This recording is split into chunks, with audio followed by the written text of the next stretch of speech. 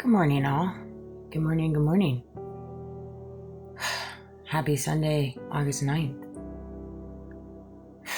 What a week. What a month. Seriously. And it's only been 9 days. July was a crazy month for me. I'm certain that August is going to be similar. Most likely, based off my intuition and my discernment and my dreams. I can see that being the case. And when I say a lot, it's not anything I'm not used to at this point. Just another day at the office, it seems. And so it's one of those things, but something came to me. I've been really just seeing a lot. I know the midterms are around the corner. We're kind of there. There's a lot of promoting. There's a lot of chatter in regards to that. To be expected. But here's the thing with that. What I'm seeing when it comes to all of it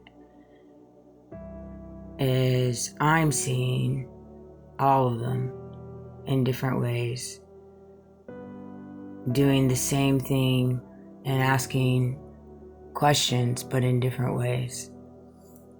But there's never any change. There's never any change. There's never any truth. It's all skewedness between the lines.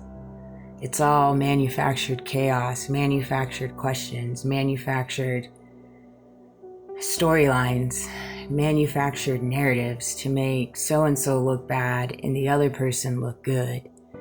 Make so-and-so look like they're the villain and the other person will look like they're a hero. And it can be flipped the other way. It's literally mirroring each other in the same way on all sides. And it's like, golly, that's crazy to see, truthfully, based on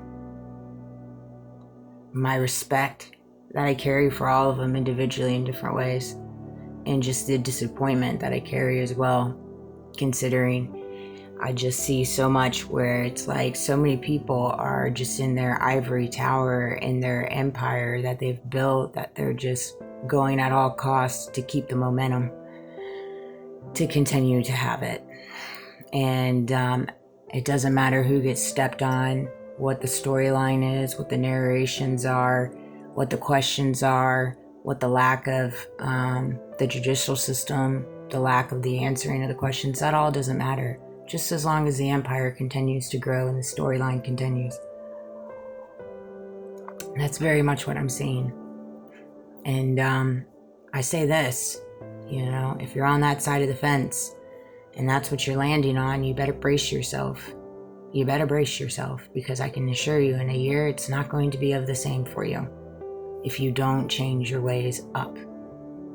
Okay? One thing I have learned in my walk, in my life, in my story, in my testimony, I can only assert mine. I can't speak on behalf of other people's. I can speak on behalf of mine. Is that when I ask questions, and I've asked a plethora of them, when it comes to the inconsistencies, when it comes to the patterns, when it comes to the systematic abuse, when it comes to the psychological warfare, when it comes to the spiritual warfare in my life personally, because I've asked a lot of questions. I filed a lawsuit, or not a lawsuit, I filed a court case. And that was a joke. And I filed with evidence, right? What I have found, for me personally, is when you find yourself walking through this thing called life, and you ask questions, and they're plausible questions, with reasoning behind it, with evidence behind it, and you don't get any answers, that is your answer. That is your answer. You don't need to go searching anymore. That is your answer. I know Charlie Kirk ran on asking questions. Don't ever stop asking questions. Yeah, I agree with that. But here's a point that I'd like to add a caveat to that. There comes a point When you are asking questions and you are not getting answers, you need to listen and move accordingly. You need to recognize the game that you are in at that point. When you are asking questions and you are not given answers, right? Because when you go down the rabbit hole of asking questions, whatever that pertains to you, we all ask questions in our personal life. I know we do, right? Whether it's personal, whether it's in your professional life, whether it's in your relationship, your marriage, your friendships, you ask questions. And sometimes you're not provided answers. Sometimes you're deflected. Sometimes you're manipulated. Sometimes you are, right? Well, let me tell you, my friends, those are answers. So listen, all right? Because you're wasting your time and energy on things that are not going to change, and it's blatantly been shown to you to your face when you are receiving answers and you're just choosing not to listen to them. And I had to learn that the hard way. I want to help people learn. So they can elevate in their own life based on the system that we all find ourselves living in, the programming we all find ourselves living in. The show of literally watching people get weird fruits from their weird labors while you're sitting over here just trying to make ends meet.